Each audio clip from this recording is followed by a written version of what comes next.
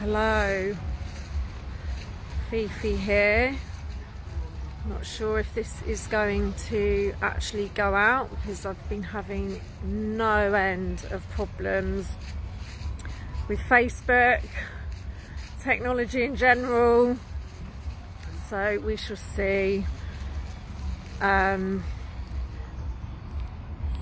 just wanted to show you where I live. This is like the centre of the village.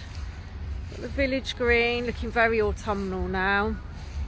I've just popped into the baker's, lovely little family owned bakers there to buy my sourdough. We've got a post office, believe it or not, here in the UK.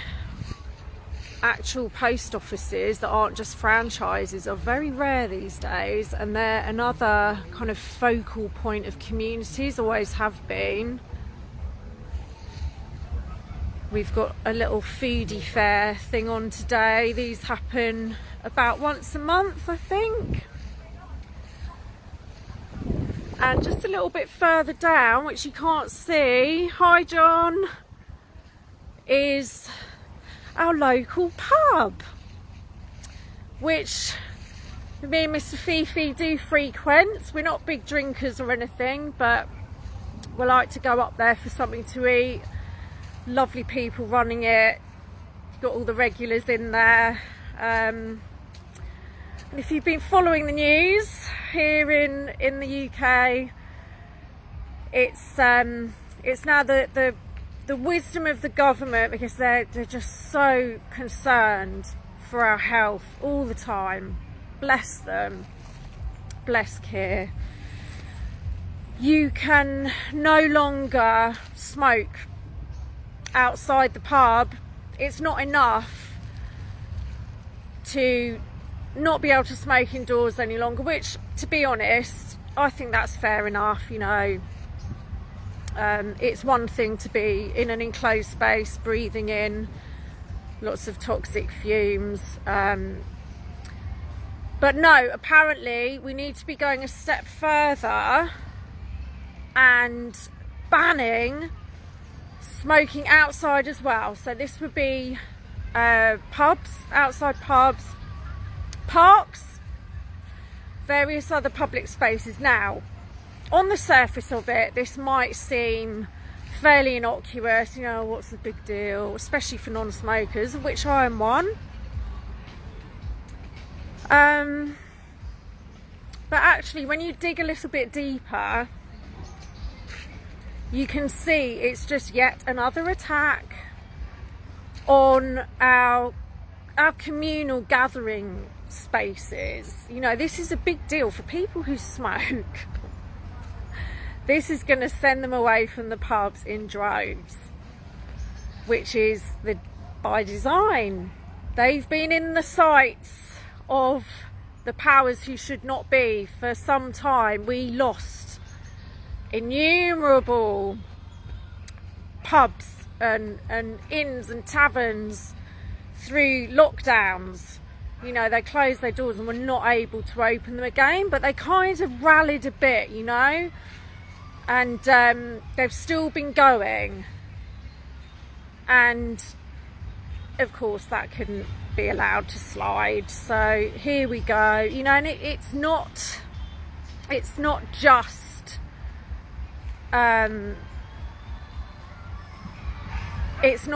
this the ridiculous notion of this being about health. It's this. Sorry, is this still going live? I'm having all kinds of issues with this thing. Yeah, it's the behaviour modification. It's that erosion of your ability to make choices for yourself. It's that chipping away. It's that nanny state, and also it's just that removal of these community hubs. This is why the stands are still so important.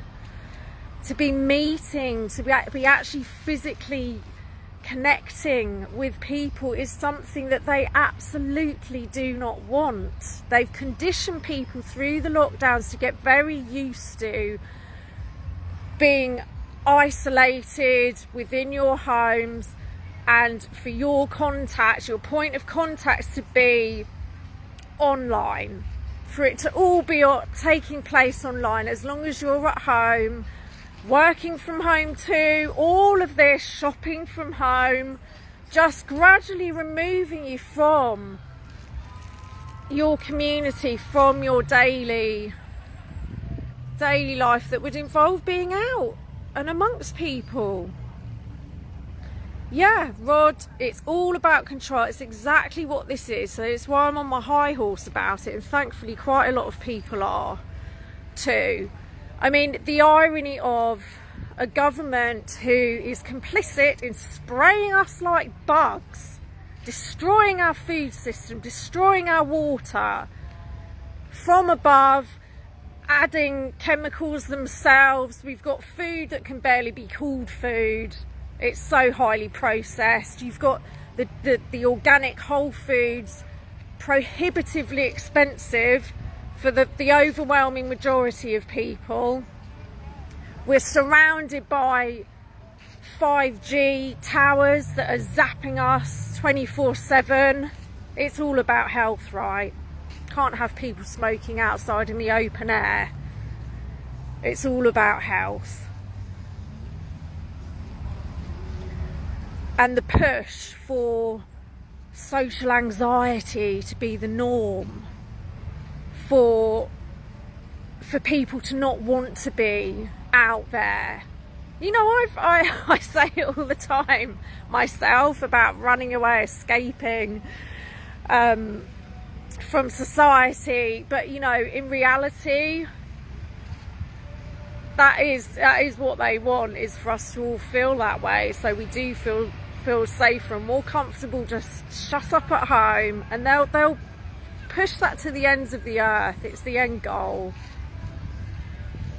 is to separate us, divide us, break down our communities that are already on their knees. I mean, I'm very lucky here. I think because it's quite an elderly population here, on the whole, people are still quite old-fashioned. You know, they do all their shopping up here. Things are actually quite well supported, but that's not the norm anymore. You know, we're losing all of these small independent businesses. They've made it so difficult for everybody. And with the pubs, for example, you know, it's already the drastic reduction in the number of people, the amount of money spent there, because the taxes alone just make it so expensive. But it's another death knell, you know, for people to not even be allowed to have a fag outside, for God's sake.